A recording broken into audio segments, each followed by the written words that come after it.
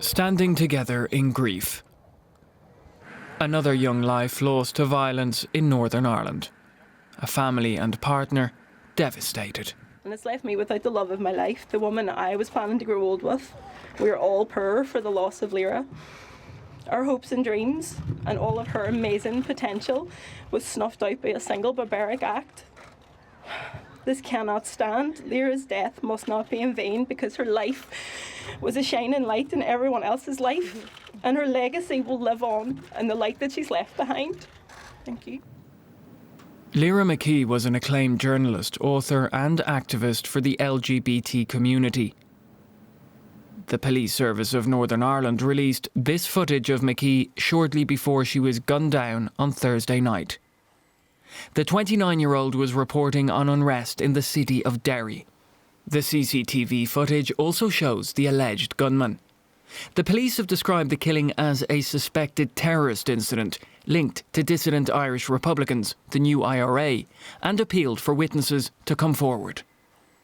I would urge those people to have conversations in their home, in their family space, in Lyra's memory, do it. And to urge the people they love to step away from such violence, to step away from such organisations. This was an attack on everybody in Northern Ireland. It doesn't matter if you're a Catholic or a Protestant, British or Irish. This is an attack on democracy. They've attacked the community, they've attacked the people of Derry, they've attacked the peace process, and they've attacked the Good Friday Agreement.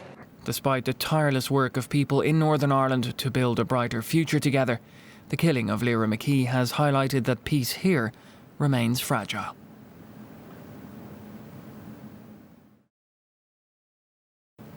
For more on this, I'm joined now by Emmanuelle Shaz. She works in our newsroom, spent a long time living in Ireland and studied modern Irish history.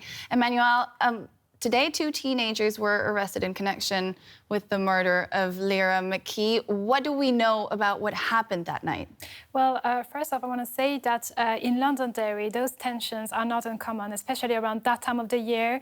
Republican dissidents commemorate the Easter Rising, so the Irish armed insurrection in 1916 against the British rule. What is noteworthy now in those arrests is that those 2 teenagers, they were born after the Troubles, and they were born after the Good Friday Agreement was signed in 1998, and that is exactly the generation about which Lyra McKee was working. And I would like to quote her when she said, "We were the Good Friday Agreement generation, destined to never witness the horrors of war, but to reap the spoils of peace. The spoils just never seemed to reach us," and that became tragically accurate once again when she was shot.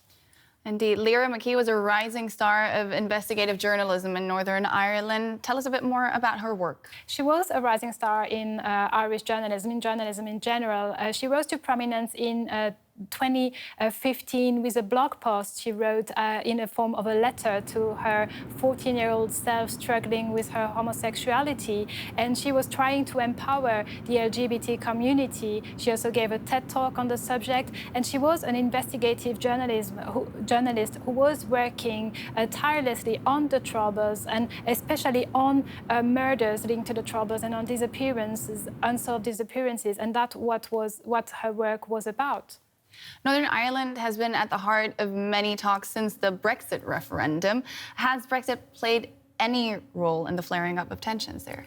Well, of tensions, yes. I would say it hasn't played a role in Friday night's tragic events. If anything, it made continental Europe more aware about the tensions, the ongoing tensions, which never ceased ever since the Good Friday agreement signing. The tensions never ceased in Northern Ireland, and with Brexit, people here just became more aware of it.